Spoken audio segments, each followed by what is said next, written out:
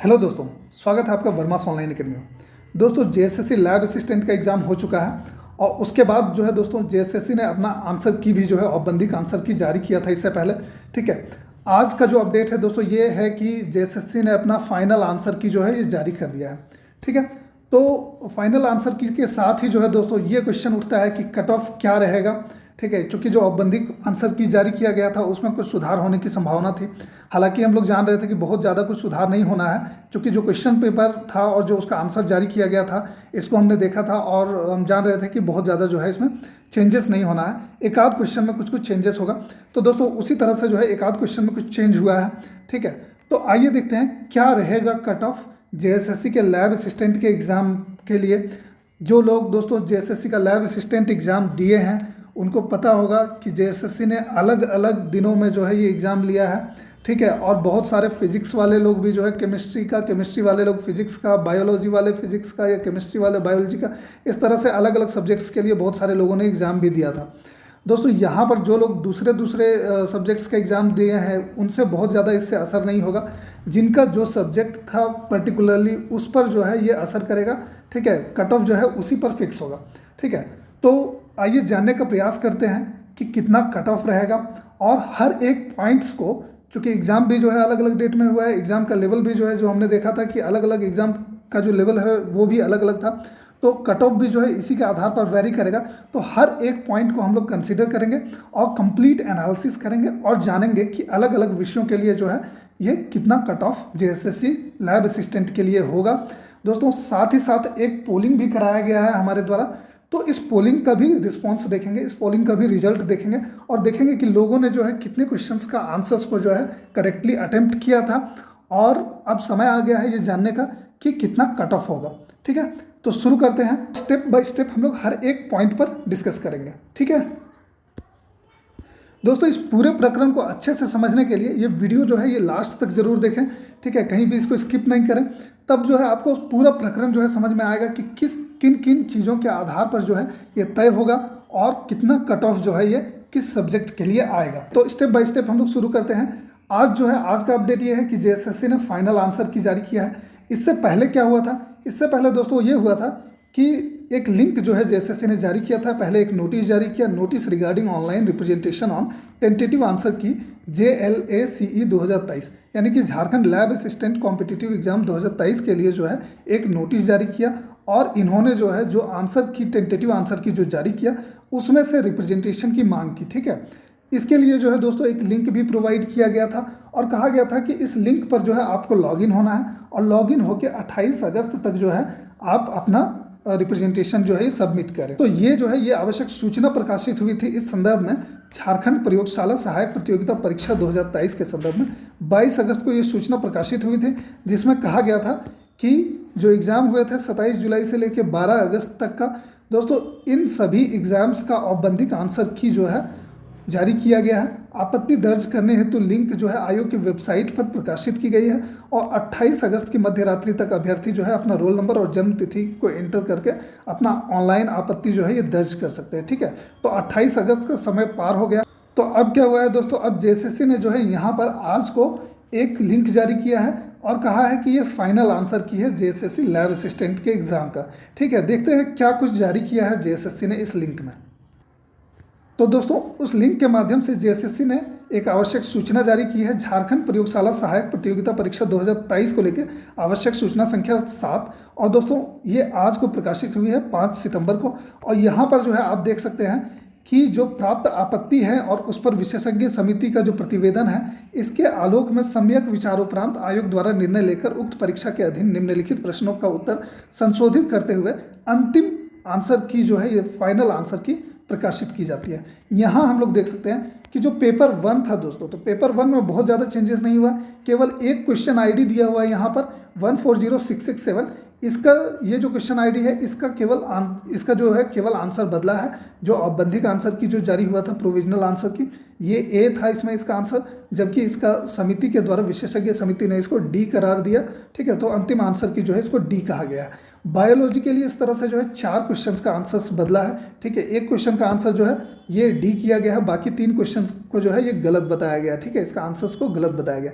Chemistry के लिए भी जो है दोस्तों इसी तरह से 2 क्वेश्चंस के आंसर्स को बदला गया है और 3 क्वेश्चंस के आंसर्स को गलत बताया गया, ठीक है।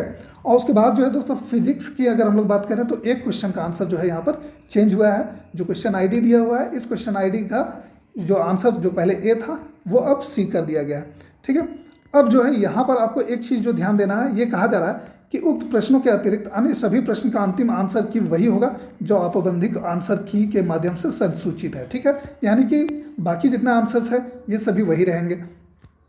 आगे दिया हुआ है कि स्तंभ 5 में जिन प्रश्नों के विरुद्ध क्रॉस अंकित है ऐसे प्रश्न रद्द प्रश्न है, ठीक है। यानी कि इनको कंसिडर नहीं किया जाएगा, जिसमें उस विषय की परीक्षा में सम्मिलित अभ्यर्थियों को पूर्ण अंक प्रदान किए जाएंगे।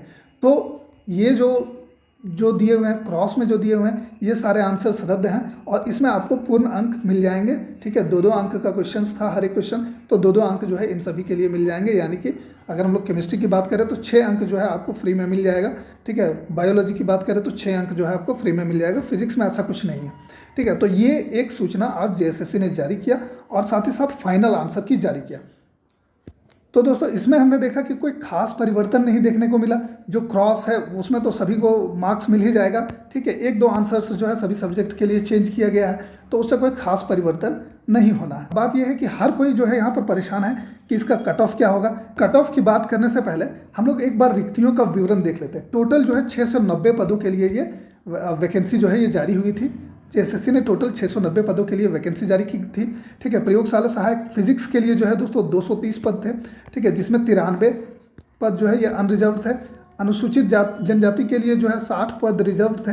एससी कैटेगरी के लिए जो है दोस्तों 23, BC1 के लिए 18, BC2 के लिए 14 और EWS के लिए 22। इस तरह से 230 पद थे फिजिक्स के लिए और इसी तरह से सभी कैटेगरी वाइज जो है ये केमिस्ट्री के लिए और 230 पद जो है ये इसी तरह से बायोलॉजी के लिए भी निकाले गए थे। एक्सपेक्टेड कट ऑफ की बात करने से पहले हम लोग सबसे पहले जो सबसे इम्पॉर्टेंट भाग है इस पूरे प्रकरण का, इसको हम लोग समझ लेते हैं, ठीक है। एग्जाम किस तरह से हुआ?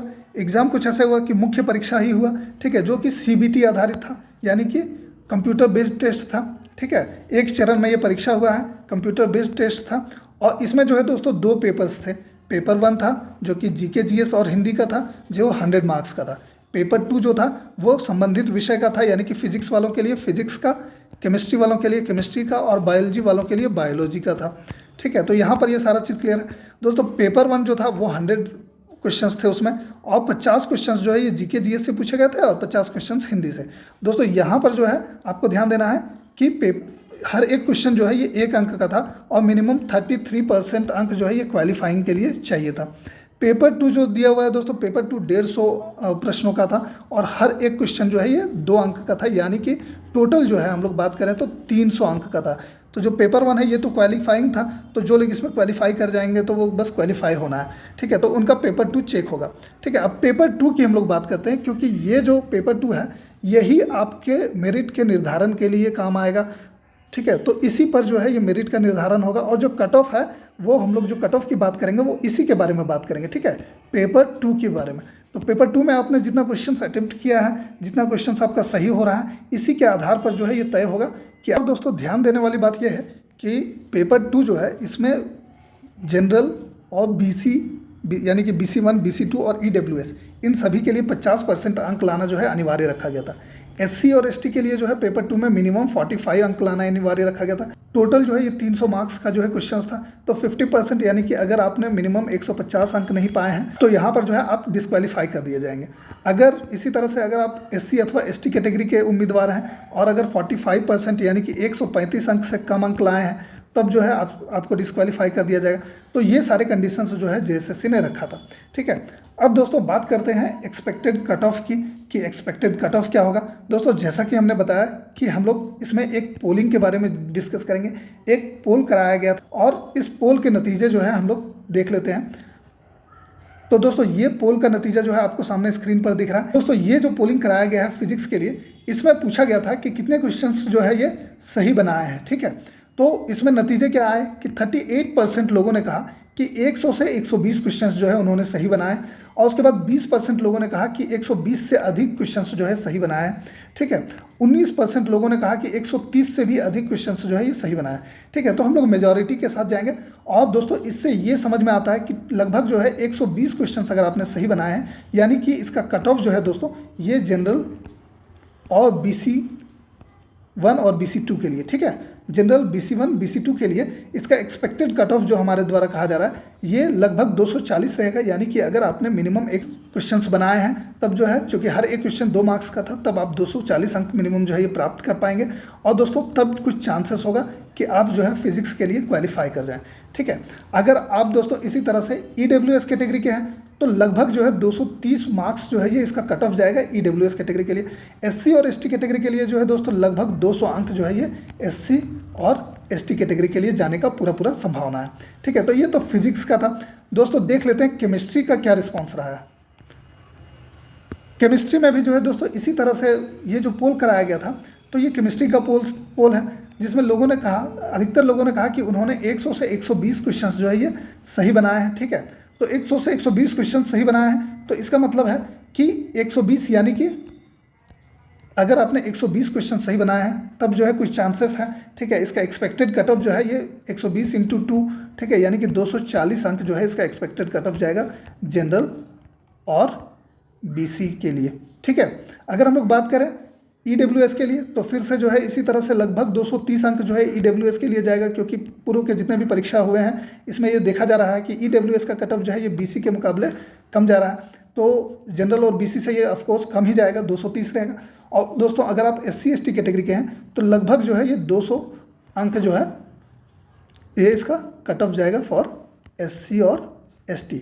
चूँकि दोस्तों ध्यान देने वाली बात यह है कि केमिस्ट्री में बहुत सारे लोगों ने केमिस्ट्री का एग्जाम्स लिखा है, ठीक है। केमिस्ट्री का एग्जाम्स अटेम्प्ट करने वाले लोग भी ज़्यादा थे, तो इसी के आधार पर दोस्तों ये कट ऑफ जो है ये इतना जा सकता है। दोस्तों आइए देख लेते हैं बायोलॉजी का जो पोलिंग कराया गया था इसका क्या नतीजा निकला, ठीक है। 29% लोगों ने कहा कि उन्होंने जो है 100 से 120 क्वेश्चन जो है ये अटेम्प्ट किए हैं, ठीक है, सही बनाए हैं, और 24% लोगों ने कहा कि 120 से अधिक प्रश्न जो है इनके द्वारा सही बनाया गया है। दोस्तों 20% लोगों ने कहा कि 130 से जो है अधिक क्वेश्चंस जो है उन्होंने सही बनाया है। दोस्तों बायोलॉजी का क्वेश्चन जो है ये थोड़ा अलग था, क्योंकि बायोलॉजी का कुछ एक दिन का एग्जाम में जो है दोस्तों बहुत ही आसान क्वेश्चन पूछा गया था, जैसा कि जानकारी मिली है, और कुछ एक दिन में जो है इसका क्वेश्चन का लेवल एकदम टफ था, ठीक है। तो इसीलिए इसके बारे में जो है ये कंप्लीट कन्फ्यूजन रहेगा, और दोस्तों इसमें जो है बहुत ही अधिक हद तक नॉर्मलाइजेशन का असर आपको देखने को मिल जाएगा, ठीक है। तो दोस्तों जो रिपोर्ट है इसके मुताबिक जो बायोलॉजी का जो कट ऑफ जाएगा ये कट ऑफ जाएगा दोस्तों लगभग 220 से 225 अंक जो है ये जनरल और BC के लिए जाएगा, ठीक है। 220 से 225 तक, 215 से 20 तक जो है दोस्तों 215 से 220 तक का अंक जो है ये EWS के लिए रहेगा। और दोस्तों SC और ST की अगर हम लोग बात करें तो ये लगभग 190 जो है अंक ये SC और ST के स्टूडेंट्स को जाने का पूरा चांसेस है, ठीक है। तो दोस्तों आइए देख लेते हैं फाइनली जो है ये हर एक सब्जेक्ट का कट ऑफ कितना रहेगा। दोस्तों फिजिक्स और केमिस्ट्री के बारे में हमने देखा कि इन दोनों सब्जेक्ट्स का कट ऑफ जो है ये 240 लगभग रहेगा जनरल यानी कि अनरिजर्व और BC कैटेगरी के स्टूडेंट्स के लिए, ठीक है।